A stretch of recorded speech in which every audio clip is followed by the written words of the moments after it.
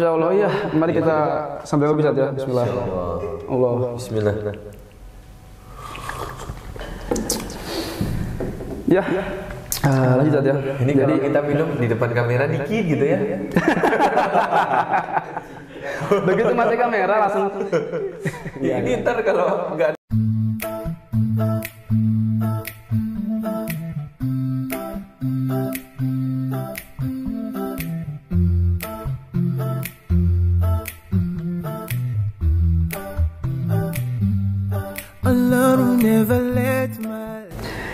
Bismillahirrahmanirrahim. Assalamualaikum warahmatullahi wabarakatuh. Waalaikumsalam warahmatullahi wabarakatuh. Ya, balik lagi barengan saya Fitrah Maulana, podcaster magang di Kalam Hakiki. Ya.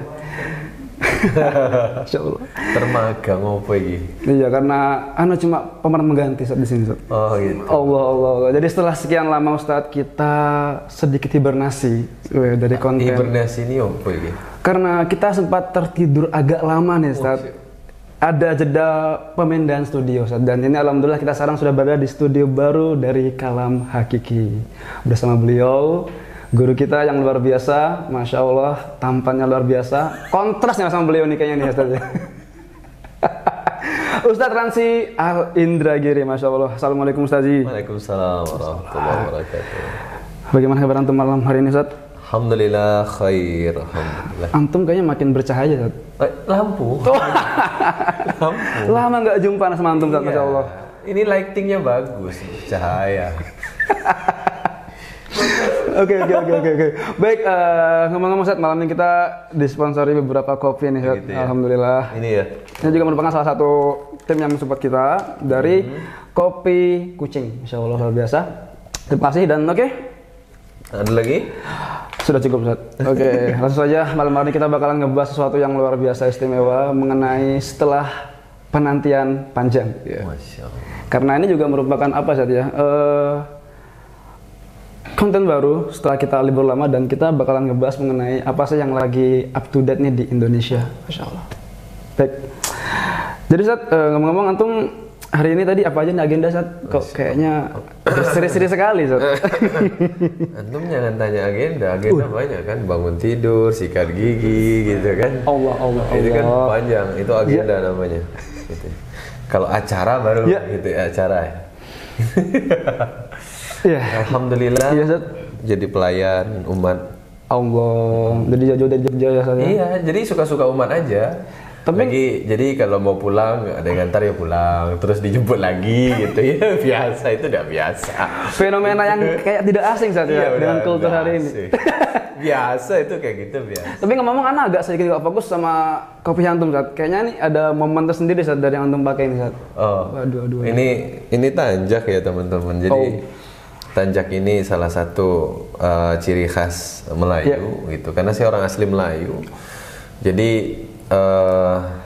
alhamdulillah saya dapat hadiah, jadi dipakai biasanya untuk hal-hal yang besar. Jadi dan sebuah acara itu kajian, sholat itu hal besar dalam adat Melayu. Allah. Gitu. Berarti jadi, juga sedikit seperti ihtiram saja. Iya, dan saya diberi ini karena memang sesuai dengan silsilah keturunan. Jadi antum jangan disebut ini. Gitu. Ya. Rahasia publik tersebut. Iya, rahasia gitu kan. Jadi saya dianggap pantas karena saya punya silsilah itu. Jadi udah dapat rekomendasi untuk dipakai ketika mengisi kajian, ceramah gitu ya. Berarti nggak semua orang bisa pakai kayak gitu ya? Sebenarnya. Karena dia ada tingkatan. Nah, kalau yang ini tingkat yang apa Ustaz? Mythic atau kayak Mobile Legends lah? Ya mungkin kalau motor mungkin CB 3000R lah. Allah. Gitu kan. Ya begitu. Belum Harley belum ya. Allah. Karena Harley bukan di Indonesia kan. Sepertinya tadi Anda menjanjikan untuk meminjamkan motor saja. Iya, katanya bawa ke Jogja gitu. Setelah ini kita bisa minta ke direktur dari Kalam Hakiki ya. Iya. Baik, Ustazi, kita melihat akhir-akhir ini di Indonesia ini kayaknya apa ya Ustaz ya? Aku tuh melihat baik banget keresahan yang aku lihat. Jadi diantaranya tuh ada nih salah satu sosok terkenal dulu saja, yang mana ketika ia comeback dari penjara, ada segelintir orang yang menyambut dia bak pahlawan, padahal dia dulu itu kayak melakukan sebuah pelanggaran yang dibilang juga tidak baik. Iya. Sebut nama nggak nih kira-kira? Jangan tuh. Oh jangan. Kira-kira sebenarnya why ada apa sih dengan segelintir warga Indonesia ini kok bisa seperti itu? Atau mungkin dia beranggapan jangan lihat kesalahannya tapi bencilah kesalahannya tapi jangan salahkan benci sama orangnya itu. Waduh. Gimana sih menurut antum? Iya, jadi teman-teman ya. Jadi kekurangan kita orang Indonesia dan mayoritas umat akhir zaman kata Nabi adalah mereka itu hidup terombang-ambing, tidak punya pondasi yang kokoh. Kalau Nabi dalam hadisnya bilang orang Islam itu di akhir zaman itu banyak, tapi kayak buih di lautan, tidak punya pegangan yang kokoh. Angin ke barat ikut ke barat, angin ke timur ikut ke timur. Akhirnya terjadi apa? Momentum ini dimanfaatkan segelintir orang untuk meng-up, untuk menaikkan, atau untuk menjadikan seseorang yang tadinya salah kelihatan pahlawan. Nah, segelintir ini bisa dibayar, gitu kan? Bisa memang karena mengidolakan, kan gitu ya. Banget, itu yang terjadi sekarang. Fenomena itu dimanfaatkan. Nah, jadilah sekarang segelintir orang itu kemudian membuat ada orang-orang yang tadinya salah banget tuh. Dengan sebuah momentum kayaknya kayak pahlawan gitu ya. Bahkan kayak orang yang sudah menang tanding dapat medali emas gitu ya. Nah, ini sesuatu yang buruk. Ya, sesuatu yang buruk. Ya. Karena penjara itu sebenarnya tujuannya adalah hukuman sifatnya sosial atau masyarakat. Karena tujuan penjara adalah orang di penjara, keluar dari penjara, itu adalah dia kena sanksi sosial. Apa? Orang keluar dari penjara itu buruk. Tapi segelintir orang memanfaatkan momentum kelemahan akhir zaman. Akhirnya dibuatlah dia keluar ini seperti pahlawan yang terzulimi. Begitu kan, menderita susah payah kan? Seharusnya keluar tuh dia harus malu ya. Harusnya malu begitu. Tapi kan? malah show up, malah diundang ke TV. Nah, ini memang kondisi kita yang harus kita hadapi di akhir zaman. Mungkin kita marah. Saya yakin kita yang berusaha jadi baik, kita yang sedang hijrah itu marah. Betapa tidak, misalkan ada yang melakukan kejahatan dan itu ganda, berlipat-lipat. Mungkin ini sampel aja ya. Mungkin pertama dia melakukan satu kesalahan hukum, kemudian dia melakukan kesalahan lagi dan semuanya terbukti. Itu kan berarti dia memang salah kan begitu ya? Benar. Ya misalkan ini misal aja loh ya, kita nggak tahu nih terjadi atau tidak. Misalkan dia mencuri, terbukti mencuri, kemudian dia nyogok hakim biar tidak terbukti sebagai pencuri. Nah, ini dua-duanya kan kejahatan nih. Lah kalau ada orang seperti ini kan di penjara berarti emang salah kan gitu ya. Nah, tadi karena kondisi akhir zaman di mana umat sangat lemah, tidak punya pondasi, itu dimanfaatkan dan pasti bikin kita jengkel. Dan mungkin sebenarnya yang malah lebih parah itu adalah si korban. Yang mungkin dulu sebelum ketika si tersangka masuk ke penjara dia udah rehabilitasi, udah mau sembuh. Begitu keluar masuk TV, trauma lagi. Iya. Mending trauma. Mungkin depresi kan lagi. Gitu ya. Baik. Masya Allah, ya. Mari kita sambil habis ya. Bismillah. Allah. Bismillah. Ya. Lanjut ya. Ini jadi kalau kita minum di depan kamera dikit gitu ya. Begitu mati kamera langsung. Ini ntar kalau nggak ada kamera blok gitu. Ini pun nggak dimakan gitu. Menggoda begitu ya. Nggak disediakan sendok mungkin saat dari produser, ya Allah. Baiklah. Nah, lanjut saja. Kita ngobrolin ngelihat apa sih yang lagi ramai nih selain kasus tadi ya. Jadi ada nih sebuah fenomena mungkin agak sedikit unik ya, Jadi kala itu di sebuah antrian vaksin kalau nggak salah, ada sekelompok santri tahfidz yang mungkin sedang ikut mengantri dan kala itu diputarkan lagu nih. Nah, mereka berusaha untuk menutupi mereka dari alunan musik itu. Tapi ternyata masa menutup telinga gini ya, gitu. Akan tapi kalau nutup kan gini gitu. Oh benar Zat. Iya, masa gini. Akan tetapi ada salah satu mungkin public figure yang malah mencibir dalam artian mengomentari, menanggapi miring tentang apa yang dilakukan para santri tersebut. Itu gimana sih Zat? Kok ada segitu? Iya, ini fenomena berikutnya di mana ketika orang mempertontonkan sebuah kebenaran tapi malah dibully gitu ya. Ustaz. Oke, kita tidak berbicara tentang perbedaan pendapat musik begitu ya. Kita tidak akan berbicara itu karena memang ada sebagian membolehkan, sebagian melarang. Kita kan harus menghormati dua-duanya. Jadi kalau kita mengambil pendapat yang boleh, ayo kita menghormati yang tidak membolehkan. Kalau kita tidak boleh haram musik, ya kita harus menghormati orang yang membolehkan. Toh memang ada perbedaan pendapat, kan begitu ya. Oke. Nah, terlepas dari perbedaan itu, karena kita tidak akan membahas itu, kita akan membahas fenomena sekarang yang lagi rame kan gitu ya. Nah, saat ada orang mempertontonkan kebenaran malah dibully. Tadi di awal ada orang mempertontonkan sebuah kesalahan malah dibela. Benar. Yang membela banyak banget tuh. Nah, alhamdulillah netizen kuat banget. Kamu nasi bungkus mungkin tuh. Nah, iya, nasi bungkusnya mungkin isinya ada koin emas. Iya, Masya Allah. Nah, jadi ketika ada beberapa santri gitu ya, karena pengen menjaga hafalan dan mereka sedang menghafal juga, begitu ya. Ketika di tempat umum itu kan lumrah ya musik diputar. Untuk menjaga hafalan otomatis mereka menutup telinga. Sebenarnya dulu Bung Karno juga pernah melakukan itu kok. Kapan nih Ustaz? Dulu Bung Karno itu fotonya viral ya, lagi begini ya. Itu beliau lagi nutup dari musik loh itu. Allah. Dan itu nggak ada yang bully kan? Yang bully hilang, Zat. Iya. Karena presiden. Nah, itu kalau Pak Jokowi yang tutup telinga nggak ada yang bully itu. Mungkin ada. Yang kontra kan zaman sekarang pemberaninya luar biasa. Kan? Gitu ya. Jangan kata presiden, ustadz aja dibully kan. Waduh. Nggak takut dosa. Mungkin lama-lama ntar Tuhan dibully juga sama mereka. Ini luar biasa. Takut kualat, Astagfirullah. Nah, jadi kebiasaan membuli ini karena ada yang mengawali. Ini penting untuk catatan. Ya.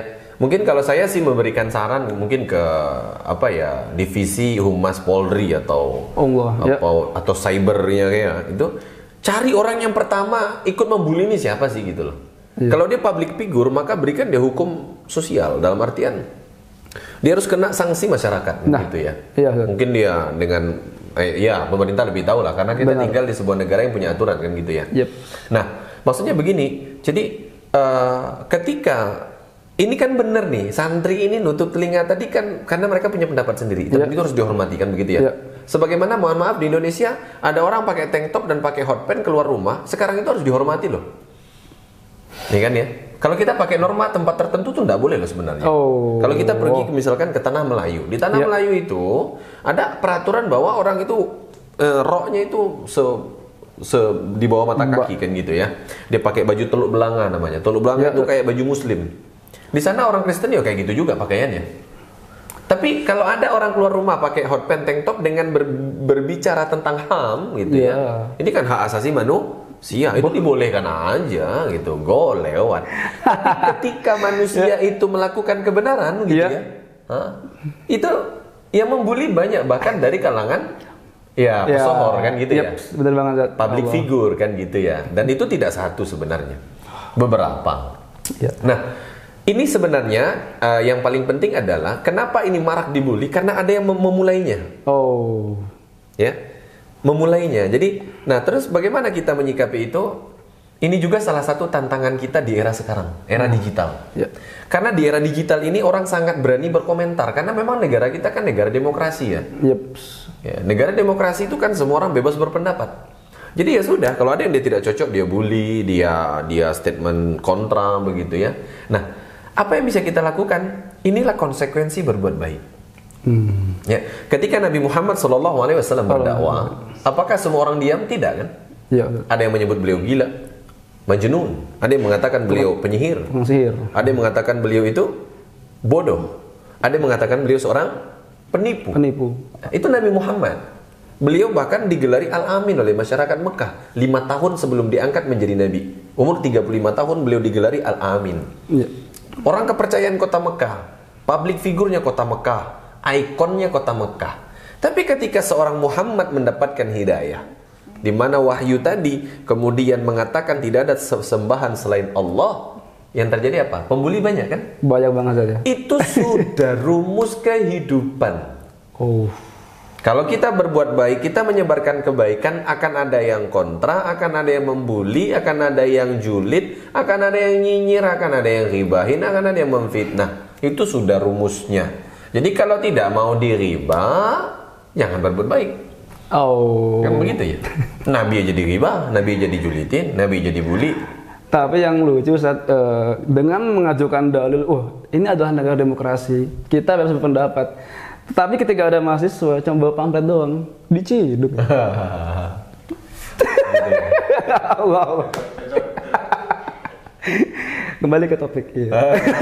Itu saja. Jadi memang konsekuensi dalam berbuat baik itu ya kalian ya selain ada yang bakalan mencibir, ada yang bakalan mungkin mengklaim apa sih sok-sok berbuat baik. Waduh. Jadi ya mungkin kita memang harus tutup kuping saja. Iya. Dalam berbuat kebaikannya. Allah, baiklah. Dan juga ketika melihat yang mungkin saat ini membuat saya sedikit terrenyuh, Ustaz. Ini ngomong-ngomong untung peringatan ini. AC-nya mati, Ustaz. Oh, AC mati. Jadi teman-teman, for your information memang ini adalah ruangan yang mungkin belum disetting AC ya, Ustaz ya. Iya. Jadi sedikit panas. Dan saya juga panas beneran, Ustaz. Allah. Ini dulu, Ustaz. Sebelum habis, Ustaz. So buat teman-teman yang pengen donasi bisa langsung download di link kita bisa .lagi. Astagfirullah. Oke, Ustaz. Kita lanjut saja ke kasus yang selanjutnya nih, Ustaz. Wah. Ada something nih yang membuat aku akhir-akhir ini ngelihat di HP itu kayak terenyuh banget nih. Seorang ustadz yang kemudian lagi jalan setelah sholat berjamaah ditembak, Ustaz. Iya. Dan kalau kita lihat ini sebenarnya nggak pertama kali, Ustaz. Sudah sering namun seakan-akan lenyap, seakan-akan orang gila yang nembak. Iya. Dan akhirnya tenggelam dan ya hilang dari publik. Nah ini kalau diteruskan ini gimana, Ustaz? Iya. Sebenarnya itu bukan itu doang kan, ada juga yang di Batam itu diserang lagi ngisi kajian ya. Iya. Itu dipukul ya itu. Kemudian sebelumnya ada yang menggegerkan juga, itu kasus Syekh Ali Jaber ya. Nah, lagi ngisi, beliau sudah almarhum, sudah meninggal, mudah-mudahan Allah balas dengan surga amalan baik beliau gitu ya. Nah, itu beliau lagi ngisi kajian dan videonya jelas banget kan itu ya, beliau ditusuk ya. Dan sama kan bahwa si pelaku adalah orang yang terkena gangguan kejiwaan gitu ya. Jadi bagaimana kita menyikapi hal yang seperti ini? Oke. Kita berpijak, kalau guru saya itu Ustadz Imtihan itu selalu ngajarin kamu harus berada di titik netral untuk sebuah permasalahan apapun. Iya. Jadi kamu berpikirnya harus netral untuk ini benar, ini salah, ini benar, ini salah, ini benar, ini salah. Itu bagi seorang ilmuwan kata beliau, ulama harus begitu kata beliau. Oke. Jadi pertama sikap kita sebagai muslim. Iya. Muslim yang baik ketika ini terjadi, ini adalah sebagai bentuk bahwa berdakwah itu ada rintangannya. Akan senantiasa ada musuh. Wong itu Allah yang bilang, surat Al-An'am ayat 112 kan. Ya insya Allah direktur utama Kalam Hakiki lebih hafal. Jadi saya tidak akan membacakan itu begitu ya. Tontonnya di channelnya. Karena teman-teman beliau insya Allah hafiz Al-Quran begitu ya. Beliau itu calon duta Masna Solo, ahlul Quran juga. Allah. Sementara kita ini kan apa gitu kan? Gitu ya. Ini kita kan lagi training ini di depan beliau. Iya, kita lagi diawasi sama beliau. Iya, ini beliau nanti ini bisa nggak masuk gini gitu ya. Ini kayak Indonesian Idol gitu ya. Jadi kita lagi ngomong nanti beliau masuk nggak gitu loh. Ya Allah, Allah Karim. Ya. Iya. Oke. Kembali ke kata Allah dalam surat Al-An'am ayat 112 dan begitulah. Jadi gini teman-teman ya, saya termasuk orang yang banyak fokus di tafsir Al-Qur'an. Ketika Allah mengawali sebuah ayat dengan kata wa kadzalika gitu ya. Para ulama tafsir mengatakan itu adalah bentuk sunnatullah yang akan terjadi sampai hari kiamat. Ya. Jadi dari sejak zaman Nabi, kejadian bahwa orang yang berjuang dalam dakwah, orang yang berceramah, ulama, itu akan pasti ada orang-orang yang pengen menyakiti, bahkan pengen membunuhnya. Kita lihat dari zaman Nabi, betul? Ya. Nabi itu memang mau dibunuh kan? Berkali-kali Zat, benar. Bahkan sampai orang Mekah itu rapat gitu ya. Semua utusan suku ikut untuk membunuh Nabi Muhammad, betul? Lolos ikut hijrah. Perang Badar mau dibunuh, alhamdulillah. Perang Uhud mau dibunuh, alhamdulillah lewat. Begitu seterusnya. Jadi orang-orang ya berlomba-lomba pengen membunuh, pengen menghabisi, pengen menyakiti siapa? Nabi Muhammad sallallahu alaihi wasallam. Setelah beliau, para sahabat, itu coba nanti kita baca tentang Ali bin Abi Thalib yang dibunuh oleh Abdullah bin Muljam. Ya, itu beliau luar biasa, gitu ya. Siapa yang membunuh Umar bin Khattab? Itu ya Abu Lu'lu'ah, begitu ya. Budaknya Mughirah bin Syu'bah. Itu luar biasa, dibunuh. Jadi orang-orang yang tegas mengatakan hak itu hak, batil itu batil, dan dia berdakwah, Allah bilang akan senantiasa ada musuh. Dan musuh ini bukan hanya menyakiti, bahkan pengen menghabisi. Dan itu kan kita melihat ya, ada yang ditusuk begitu kan, ada yang ditembak, yang terbaru meninggal kan itu. Iya. Jadi ini secara kita orang Islam maka melihatnya, oh iya, sunnatullah bahwa akan senantiasa seperti itu. Kalau kita berjalan di jalan yang baik dan benar, akan ada orang yang ingin menyingkirkan kita. Musuh. Allah tadi bilang Al-An'am ayat 112. Nah, kemudian yang perlu kita pahami sekarang ini, itulah kita melihat bentuk lemahnya hukum kalau tidak berhukum dengan hukum Islam. Allah. Ya, betul, di zaman dulu ada ulama yang kemudian dimusuhi, kemudian mereka dihabisi. Tapi ketika Islam itu kuat dalam artian memegang kendali, ya, menjadi dasar dari sebuah negara, kita melihat betapa ulama dilindungi, betul ya? Benar, Ustaz. Ulama dilindungi, ya, bahkan mereka mendapatkan kesejahteraan yang sangat baik. Beliau dilindungi, begitu ya. Nah, apa yang bisa kita lakukan kalau begitu di zaman sekarang? Karena kita, iya, tidak ada kan negara yang berasas Islam murni, itu kan tidak ada ya. Terus apa yang bisa kita lakukan adalah tetap bersama-sama dengan orang-orang yang baik. Ya, tetap teman-teman itu, ya, dulu ketika geger kasus Syekh Ali Jaber kan banyak yang jaga dai-dai. Tapi sekian lama kan akhirnya nggak ada yang jaga lagi tuh. Bener ya? Jadi mungkin itu juga kayak sedikit peringatan saja. Betul. Untuk kita saling care lah, saling peduli. Ya, ini guru nih, ini ulama nih, kita harus jaga nih. Jangan biarin beliau rumahnya. Kalau bisa rumahnya guru itu kita tinggal dekat rumahnya guru, buat rumah di sekitar guru. Yang gitu ya. Jadi kalau bisa kan gitu. Kalau punya rezeki gitu ya. Terus kalau beliau ngaji, kalau bisa kita menjadi orang yang dekat dengan beliau. Kalau ada apa-apa kita yang nolong beliau, begitu kan. Ini sebagai bentuk peringatan juga agar kita lebih peduli, gitu ya. Nah, di sisi yang lain lagi, selain bentuk hukum tadi, ada hal yang perlu harus kita kritisi apa? Ya, disitulah cobaan yang harus kita hadapi, harus dihadapi. Nah, karena hari ini, karena Nabi Muhammad SAW beliau bersabda, kita kan hidup di akhir zaman ya. Di akhir zaman itu memang tingkat kriminalitas itu meningkat. Nah, jadi ketika tingkat kriminalitas meningkat, ya, jadi orang bingung nih, mau mengkotak-kotakkan kriminalitas itu susah hari ini.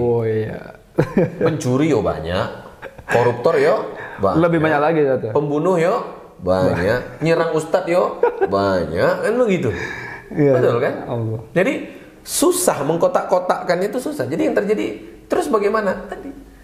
Kalau para ulama itu berkata, orang bertakwa itu ibarat orang yang hidup di tepi jurang. Apa itu? Selalu waspada. Jadi memang konsekuensi kita berdakwah itu pasti bakalan ada aja masalahnya. Pasti. Sunatullahnya saja. Itu sudah sunatullah. Bahkan sampai nanti ketika nih ya, Imam Mahdi turun. Itu udah jelas tuh ya, udah ada pemimpinnya, udah jelas. Ini udah ada yang kita ikutin lah. Masih ada musuh? Masih. Apalagi sekarang Anda. Jelas kan? Yang terakhir itu nanti kan umat Islam udah nggak ada kan di hari kiamat itu, akhir zaman itu kan. Jelas itu kan. Sampai Ka'bah nanti dirobohin, itu saking kurang apanya gitu ya. Jadi musuh itu seperti itu. Tapi kalau boleh saya sampaikan statement Buya Hamka dalam hal ini, kata Buya Hamka, orang-orang yang memusuhi kebaikan itu, walaupun jumlah mereka banyak, waktu mereka lebih lama, pasti mereka juga akan binasa. Kebaikan yang akan abadi selama-lamanya. Ini kata beliau, subhanallah. Artinya kita tetap berusaha untuk baik, berusaha menyebarkan kebaikan, mencari kebaikan. Apa yang kita cari ini, apa yang kita lakukan ini, apa yang kita buat ini, apa yang kita sebarkan ini, dia akan abadi selama-lamanya. Kita apa nggak iri ya sama orang yang sudah meninggal, tapi bukunya dibaca banyak orang? Itu jaranya. Kita apa nggak iri ya? Kita melihat orang sudah meninggal, videonya ditonton banyak orang termotivasi kan? Kita harusnya kan ya, kita harus sebarkan banyak-banyaknya. Nah, begitu ya. Jadi ya sudah, karena kebaikan itu sunatullahnya akan ada musuh tadi. Ya, kita tetap jangan takut. Itu yang harus pasti kita hadapi itu. waspada, tetap bersama orang-orang soleh, orang-orang baik, begitu ya. Tetap berbuat baik, jangan kendor, karena itu cara setan membuat kita kendor dan takut. Dan nauzubillahnya kayak tadi yang bilang, ketika ada orang soleh meninggal, terus ada baik banget yang aware dengan dengan beliau, videonya baik tonton setelah beliau meninggal. Itu kayak trigger nggak sih buat anak muda? Masa antum mau nggak sih kalau antum mati yang ditonton video joget? Joget paha, joget dada, gitu ya. Ya itu mungkin juga apa ya, buat kita teman-teman untuk ayo kita banyak-banyakin nih bikin, ya setidaknya sering membuat konten kebaikan, setidaknya itu bakalan jadi amalan jariah Ustaz ya. Yeah. Buat kita semua. Baik. Nah, terakhir Ustaz, mungkin ngelihat banyaknya nih kasus-kasus demikian yang mungkin ini perlu nih kesadaran kita sebagai anak muda kalau kita ini nggak sedang baik-baik saja. Yeah. Kita perlu sadar, dan ketika kita ingin mulai untuk membuat perubahan tuh kira-kira harus dari mana sih Ustaz? Yeah. Nah, jadi gini, kita ini kan sedang disuguhkan banyak fenomena ya. Iya. Ya, mulai dari comebacknya Cristiano Ronaldo, gitu ya. Setelah sekian lama meninggalkan Manchester United, kemudian balik lagi ke Manchester United dengan mahar 24 juta pound sterling. Ini cerita tapi tetap kalah. Waduh. Itu ya, itu. Jadi comeback ke Manchester United. Kemudian kondisi kita yang kadang tidak bisa pasti karena pandemi ini turun naik kan ya. Jadi kita mau comeback itu susah gitu loh. Yeah. Ini mau comeback, mau kajian itu susah. Mau comeback buat usaha itu susah kan begitu ya. Nah, dalam kondisi seperti ini, apa yang bisa kita lakukan dan mulai dari mana ini? Kan gitu ya. Kalau kita mau menyitir atau mengutip hadis Nabi, maka Nabi pernah bersabda, ibda' binafsik. Mulai dari diri kita. Jadi kalau kita nih ya, kalau kita pengen ini ya, kita pengen dalam kondisi begini kita pengen comeback nih. Yeah. Tadi kita berbicara ada orang mempertontonkan sesuatu yang salah dibela. Pembelanya yo ada. Ada orang mempertontonkan yang baik dibully. Yang kontra yo ada. Ada orang menyebarkan kebaikan dimusuhi. Itu kan musuhnya yo? Iya ada. Kan begitu ya. Nah sementara masa kita ini tidak jelas. Ya kita dipertontonkan banyak fenomena ya. Nah kita pengen comeback nih. Yeah. Kita pengen comeback nih. Dulu sebelum lockdown kita tuh ngaji luar biasa kan gitu ya. Sholatnya luar biasa, ibadahnya luar biasa. Ibaratnya Ronaldo comeback ke Manchester United. Itu kan ya tahun 2000 berapa juara Liga Champions? 2008 ya? Bukan. Pernah saja. Di MU maksudnya. Oh iya, udah lama banget. Dukung Chelsea atau Manchester City? Anak tim PSG. Oh, PSG. Tapi Messi nggak pernah cetak gol ya? Waduh, belum kan? Iya, belum. Itu kayaknya udah cedera lagi ya. Oke. Aduh. Nah, kita mulai dari mana? Mulai dari diri kita. Ya. Kita mulai dari diri kita memperbaiki diri, kita membuat diri kita lebih baik agar bisa makin waspada. Jadi gini, kekeliruan kita itu kadang kalau sudah mengaji, kita merasa kita ini sudah aman, itu kekeliruan. Artinya, jadi gini, sampai saya pernah membaca sebuah statement itu gini, orang yang merasa aman dengan ibadahnya, itu tanda ibadahnya nggak diterima. Itu statement Imam Ibnu Qayyim al-Jauziyah. Jadi kita ini, kekurangan kita adalah, kita itu karena udah sholat, gitu, apalagi jadi imam rawatib kan, Masya Allah, gitu ya. Masya Allah, itu kan pahalanya luar biasa, ngimamin jamaah, Masya Allah, kan begitu ya. Ya, ceramah di mana-mana, itu kayaknya pahalanya besar banget kan gitu, ngadain kajian, sedekahnya banyak. Lah banyak orang beranggapan dengan amalan itu dia sudah aman. Ini kekeliruan. Karena kalau kita baca statementnya Imam Ibnu Qayyim al-Jauziyah, kata beliau, orang itu bentuk ibadahnya diterima, dia merasa tidak aman dari azab. Merasa dosanya banyak, merasa amalnya tak ada. Maka orang kalau dia memang betul seperti itu, maka dia mulai dari dirinya sendiri. Oke, dia perbaiki.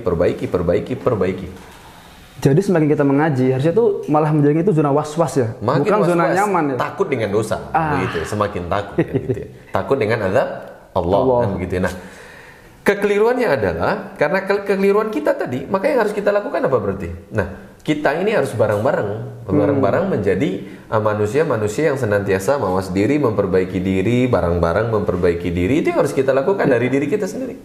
Mulai dengan mencari orang-orang yang baik untuk jadi pergaulan kita, ya kan gitu ya. Kemudian kita mendengarkan yang baik-baik, memasukkan yang baik-baik ke dalam lewat mulut kah, makan minum atau lewat telinga, gitu ya. Apa ya kayak yang kita lihat, begitu kan, yang baik-baik. Karena Nabi bilang contohlah lebah kan gitu ya. Nah, kita mulai dari diri kita. Ya, kita mulai dari diri kita.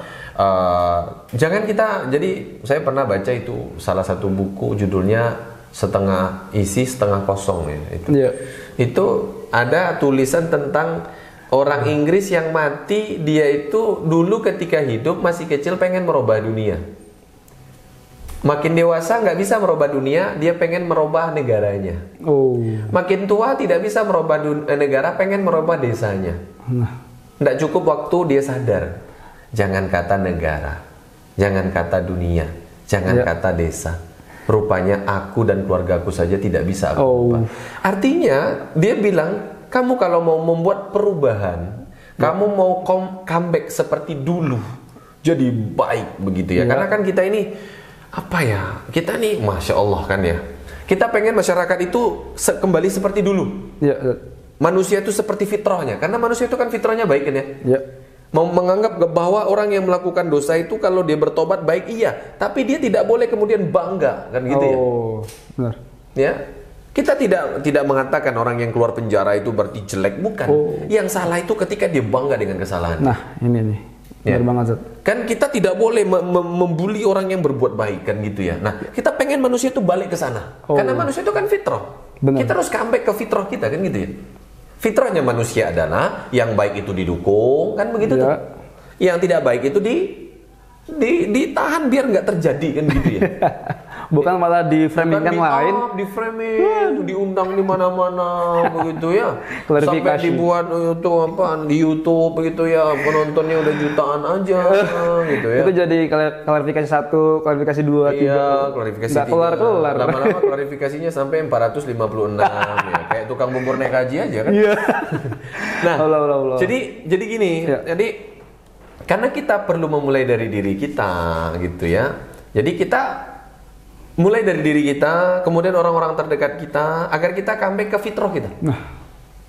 Mulai. Caranya bagaimana dalam kondisi begini? Karena nggak ada kepastian. Mau berguru ya susah. Ketemu orang silaturahim ya susah. Belum lagi kalau orangnya tidak sefrekuensi tadi kan. Kita batuk sedikit dia, gitu kan. Ini kan masa-masa memang ini kalau kita tidak sabar ini bisa bunuh-bunuhan kan gitu ya. Belum lagi ekonomi sulit kan begitu ya. Pandemi yang turun naik kan begitu tuh. Dari mana kita apa yang harus kita lakukan untuk bisa comeback ke fitrah kita yang baik tadi? Maka kalau saya bisa boleh pinjam statementnya Profesor Dr. Buya Hamka. Saya banyak sampaikan statement Buya Hamka karena saya mengidolakan beliau. Dan buku beliau itu banyak sekali di rumah. Jadi setiap ada buku beliau yang dijual di toko buku saya beli. Ya, kata beliau ya, untuk bisa lancar proses comeback kita kepada fitrah kita. Fitrah kita kan baik tuh manusia itu. Apa yang bisa kita lakukan? Kalau beliau bilang ada beberapa hal. Yang pertama itu adalah berguru. Berguru. Saya bilang teman-teman ya, kesalahan orang-orang hijrah itu adalah nggak punya guru. Jadi mungkin serasa aku dari YouTube aja. Aku kan udah ngaji, aku kan sudah ikut kajian pekanan. Nah, kajian pekanan itu kan tidak ada guru pastinya, betul? Iya, nah, ustadznya gonta-ganti. Nah, kan gitu. Kajian pekanan itu tidak salah, itu bagus. Cuma kan kita butuh guru. Nah, ya. Itu. Jadi Buya Hamka bilang, kalau kamu pengen comeback kepada fitrahmu yang baik tadi dan pengen bersukses, proses comebacknya itu sukses tuh. Artinya kalau Ronaldo comeback ke MU juara Liga Inggris, juara Liga Champions, juara Liga FA. Jadi treble winners kan begitu ya. Itu kan comeback yang sukses karena fitrahnya Ronaldo itu kan seorang juara di sana. Sementara di Juve kan nggak juara Juve tahun lalu kan gitu. Itu kan dia. Begitu. Iya baik ya, teman-teman. Jadi untuk bisa kembali ke fitrah kita yang baik itu agar sukses kita butuh guru. Kalau Syekh Muhammad bin Shalih Al-Utsaimin di dalam kitab Syarah Hilyat Thalabil Ilmi kata beliau, guru itu adalah bekal utama kita melangkah. Jadi melangkah kemanapun guru itu bekal utama kita. Makanya generasi terbaik itu sahabat Nabi, mereka tuh punya guru. Nah, kita kalau boleh survei tuh teman-teman yang hijrah jarang banget punya guru, betul? Nah, ini saja. Jarang banget punya guru.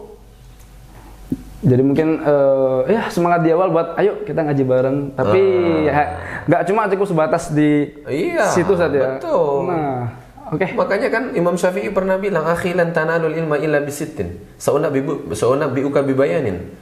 Saudaraku, kau tidak akan dapat ilmu kecuali dengan 6 hal. Aku akan kabarkan satu persatu. Saya tidak akan bahas semua ya.